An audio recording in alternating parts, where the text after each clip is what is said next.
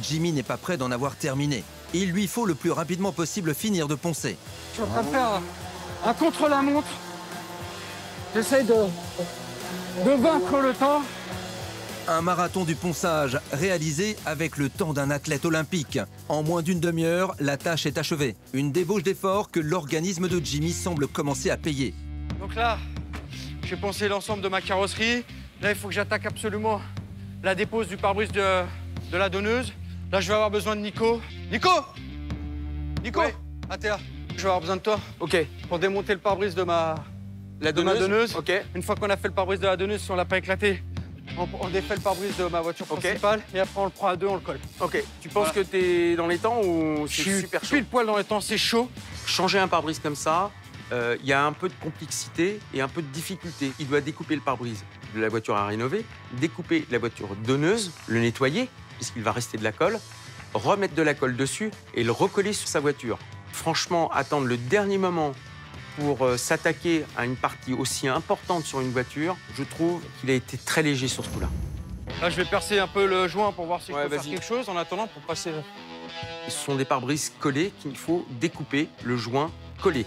Donc il faut glisser un fil coupant avec 2 poignées et couper comme si on coupait une tranche de jambon. Et pour cette opération, Nico se met en quête de cordes à piano. Des tiges en fer qui vont permettre de découper le joint du pare-brise comme on tranche le foie gras au réveillon. Pour autant, ces festivités n'ont rien d'aisé. Et c'est une opération à haut risque qui s'annonce pour Jimmy. Alors le but du jeu, c'est de pas casser le pare-brise. Ouais, le pare-brise, c'est un élément de sécurité, je peux pas le négliger. Donc, j'ai pas le choix, il faut que je mette un pare-brise propre et nickel sur cette voiture. Principal souci, c'est qu'une telle opération prend au minimum 2 heures que Jimmy n'a pas. Le mécano semble être dans le déni, tandis que la compétition semble se dérober sous ses pieds. Donc l'idée, c'est d'arriver à passer à la corde à piano d'un côté à de l'autre. Ça va être très compliqué là, sans casser le pare-brise parce qu'il y a très peu de place. Donc on va prier pour que ça passe. Quand tu remplaces, faut pas que ça casse. Il va falloir que Jimmy fasse plus vite que l'enseigne qui répare même les essuie-glaces. Et s'il parvient à changer le pare-brise, reste une autre inconnue. Son concurrent, lui, laissera-t-il la cabine et le temps de peindre sa 206 ? Greg, j'espère qu'il sera bon joueur, qu'il va essayer d'aller vite pour faire sortir sa voiture rapidement. S'il reste trop longtemps en cabine, je pourrai jamais peindre ma voiture. Et là, je pense que je verrai la victoire m'échapper. Jimmy n'est plus totalement maître de son destin. Et s'il veut conserver une chance de pouvoir terminer sa voiture dans les temps, il va devoir récupérer et reposer le pare-brise de sa donneuse en un temps record. Donc l'idée, ça va être d'arriver à passer dans le joint ici et ressortir de l'autre côté sans péter le pare-brise. Donc, je commence à essayer de faire passer, de faire un trou pour pouvoir passer la corde à piano. Ça, c'est le plan. Mais avec Jimmy, le futur n'est jamais sûr.